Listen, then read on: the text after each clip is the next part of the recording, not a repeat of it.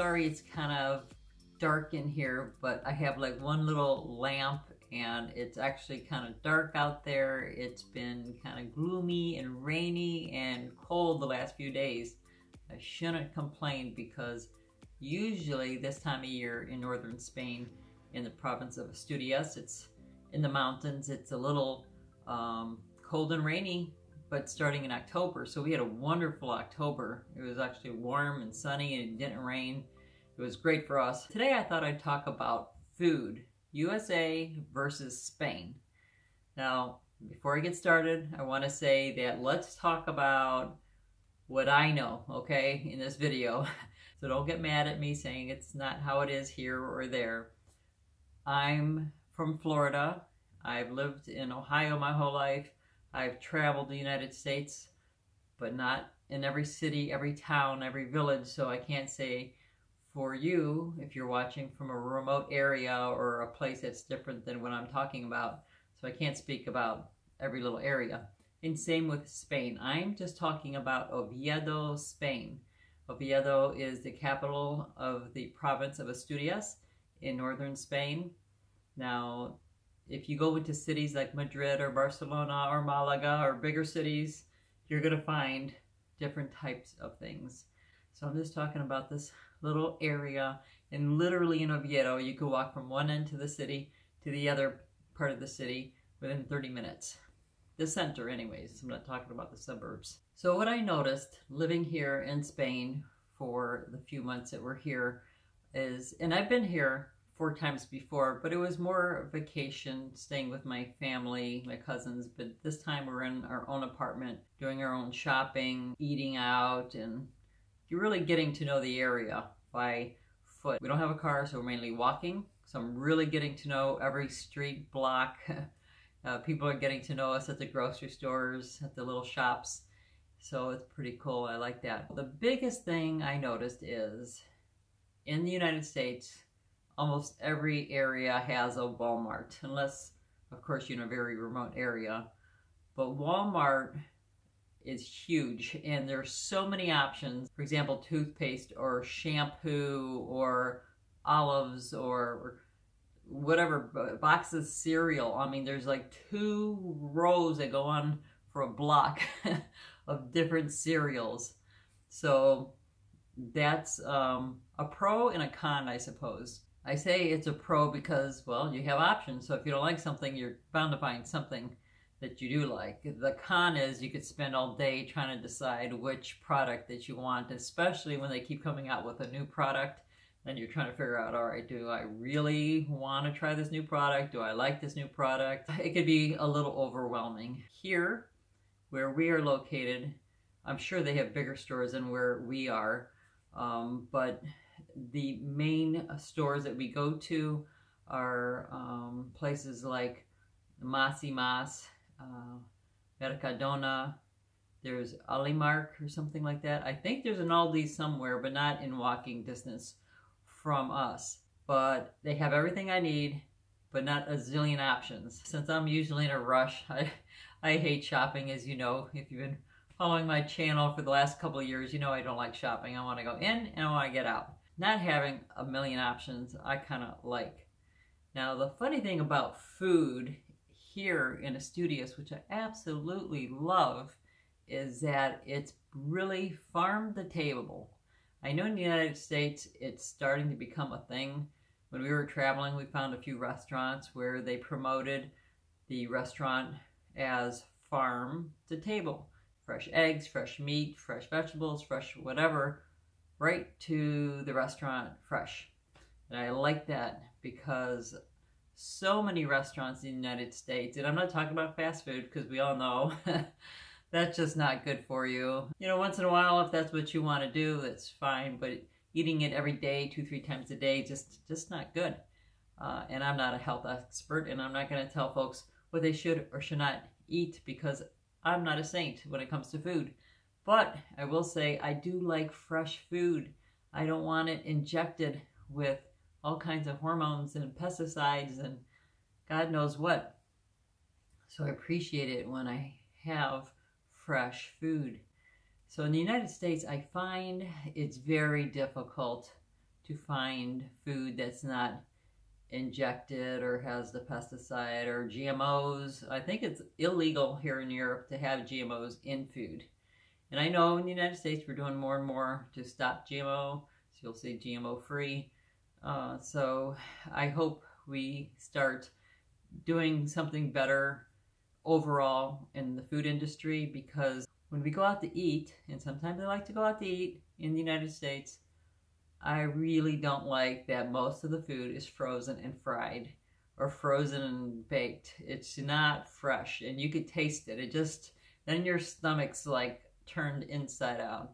So I know a lot of you cook at home, and we cook at home, but sometimes you just want to go out. You just want to hang out, go out, relax, and you should have the ability to do so without getting an upset stomach.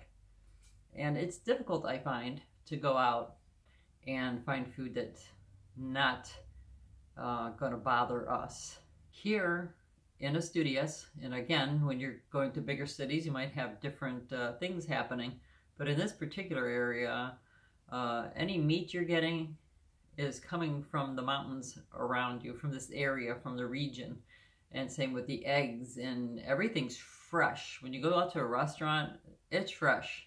Nothing's been frozen and fried or frozen and baked. It's made fresh. The culinary industry here is just like magical. It's amazing.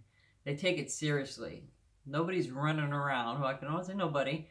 Most people don't go around running around, hurrying up and eating and going on. They stop. Everybody stops to eat around 1:30, 2:30 in the afternoon to have their meal.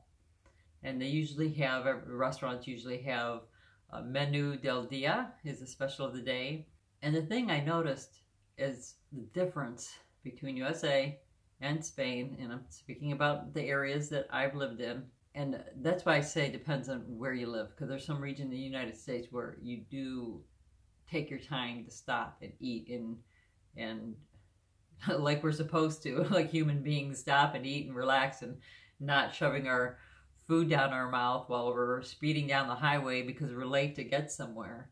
It's much more chilled here, and they make sure they eat, and they eat really well. I know that we have vegans watching, and we have vegetarians watching, and we have people with different diets watching, and I think we all have to do what's best for you. So I'm not here to tell you what you should eat or not eat, but I could see what I'm observing. And here I do not see obese people. If anybody's overweight, it's maybe because they're a little older and there might be 10 pounds overweight. And there could be different reasons for it. One very obvious is everybody walks. They walk. And I see it in our lifestyle since we've been here. We walk miles every day, a couple of times a day, miles. I've never did that back home because how our lifestyles are set up, how we live in the suburbs, and it takes you forever to get somewhere, so you have to get in a car and drive. Here, you could just walk downstairs and you'll have a restaurant, you'll have a store, you'll have a bakery, you'll have a fruit store, you've got all your little, so you're walking and you're getting stuff, and you get fresh food every day instead of heading off to the grocery store, stocking up for the week. And I'm not saying that's bad either, because I kind of like not having to go to the store every day, but because we walk and we buy what we can carry. The fact that most people are living in areas where they can walk everywhere, so they walk a lot. And I think burning those calories is amazing. And it's good casual exercise. It's not like, I'm weightlifting or something like that. I'm just walking, and I feel stronger just from doing that. And they're eating meat, they're eating fat. And I'm talking about fat, like bacon, chunks of fat. But keep in mind, they're also eating lots of beans, like fabadas, Asturiana beans. They're eating soups with all the vegetables, lots of vegetables. They're eating lots of fruit. They eat a large variety. So I'm thinking all this variety of food kind of helps break the food down and helps digest things. And they drink wine with their dinner. Wine or sidra, very popular here. I think my mom always says, she's 92 years old, she always says how it helps digest your food. And I think it must be true because I see everybody having a glass of wine with their dinner. If not wine, cidra, but unusual to see people drinking Coca-Colas. On occasion, you'll see someone drinking a Coke. So when people say, it's, oh, you're having heart attacks because of fat, or you're having a heart attack because you're eating meat, or you're having a heart attack because, I don't know, whatever. People are eating stuff here. Lots of eggs, lots of potatoes, lots of meat, lots of fat, lots of vegetables and lots of fruits. So I think the combination, and plus all that walking, you got very healthy people here. They're not overweight, and people are living to very old ages. You'll see people in their late 80s, 90s, and the funny thing too is they're walking. They walk faster than I do, some of these people. Some of the people who have canes, they're still walking uphill the city. This city of Oviedo has a lot of ups and a lot of downs. The inclines and the roads, it's like difficult. Every time I go out there, I'm like, oh, I'm exhausted. I could probably use a cane myself trying to climb up these hills and the streets. And these old people, they just keep going. They go, even if it takes them a long time. They don't give up. They've got this determination to live. They love life here. And I think that has a lot to do with it, that these people here are just lively. They're in love with life. They're the kindest, loving, most helpful people I've ever encountered. And I think that really makes a difference in one's life. There's a lot of friendships. I see that everybody knows everybody in town. So we're walking along and my cousins will stop because they know this person and that person. And now even I find myself running into the same people that I run into the park because they're walking their dog, or same person that I see working at the grocery store. And then you stop and you talk about the weather. It doesn't have to be anything of great interest, but it's a different type of lifestyle. So when I'm talking about food, it's more than food. Food is part of it, of the lifestyle here in Oviedo. And I feel in the United States that, and I'm hoping that I could change when we go back to the USA, that I hope that I can try to slow down and try to enjoy the food. Thankfully, as a family, we've always eaten together one way or the other. We either cooked at home or we went out. But I still feel like when we go out, they rush you to eat and get out, and you're done like in 40 minutes.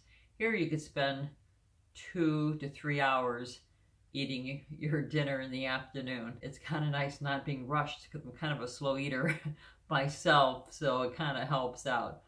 I'm a slow eater even for Spanish standards, so it really helps because I like to talk while I'm eating with my family. So if I'm talking, I'm not eating. So it takes me a little while. But I enjoy, that's the part I enjoy about eating, is the communications or the visiting of whoever I'm eating with, not just the food.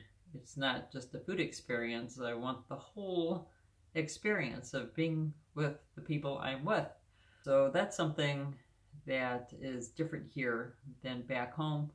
And I'm going to have to try to see if I can incorporate some of the things they do here, their lifestyle, back home, because I really love it here and I really enjoy it. Unfortunately, we can't stay in Spain more than 90 days because it's in the Schengen zone. There's 26 countries in the Schengen zone, part of the European Union.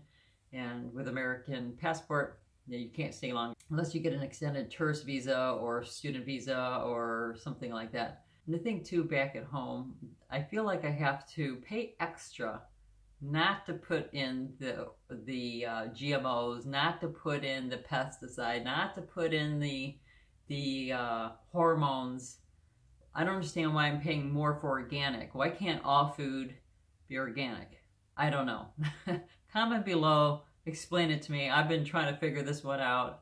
I understand that they think that if they genetically modify, they can produce more quantities of food, deal with the pests, but there's got to be a way without all the chemicals because it's making people sick. And I don't think we should have to eat that kind of food. And why are we paying extra? Why do I have to go to a separate store to get organic? Or even in your own local grocery store, there's a small little section of organic food, then you pay twice as much for it. Or however, I know it's more. I don't know if it's twice as much, but it's a lot more. And then you'll find out that some of the stuff that says organic is not really organic. So it's very frustrating. So maybe you feel like I do, maybe you don't, I don't know. But it's funny that even the milk here, oh, that's the other thing. I'm lactose intolerant. I'm sure many of you are back at home, unless it's changed in the last 6 months, but we've been traveling for 6 months now, so I haven't been paying much attention.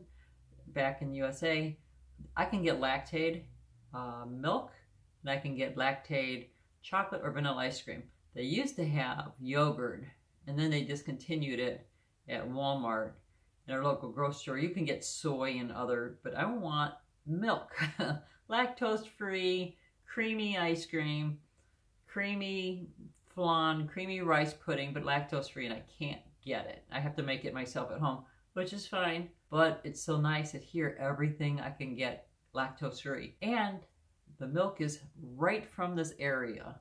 They didn't bring it from another country or from even another region. It's from here. It's like, how great is that, that they locally source their food?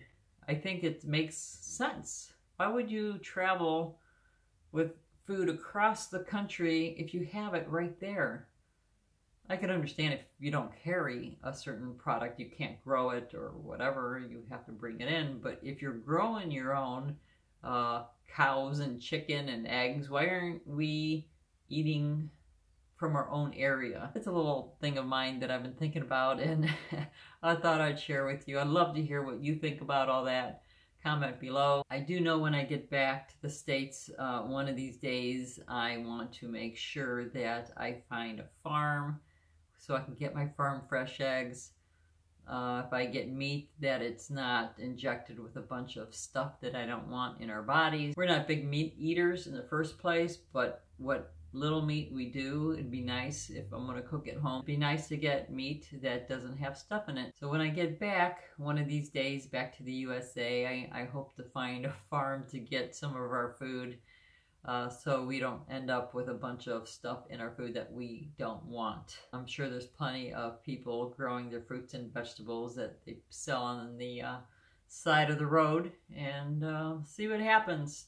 Always trying to figure out how to eat a little bit healthier. And again, everyone's got their own way of what they think healthy is. For me, it's eating a little bit of everything in moderation, but mostly without all the chemicals. That's my main goal, is to keep the chemicals out of my food. Again, I'm not a saint. I'm going to be going out and eating, and sometimes when I eat out, it's going to have stuff in it, and the way it is for us right now. And I'm hoping more restaurants will go farm to table. I think it's such a great idea. I'd rather pay a little extra if that's what it takes for now until everybody goes farm to table. But I think some of the stuff they put in our food should be outlawed. Just not good for people, not safe. That's all I have for today. I hope you enjoyed the video. Thumbs up if you like. Please share. Don't forget to subscribe. And don't forget to live a passionate life.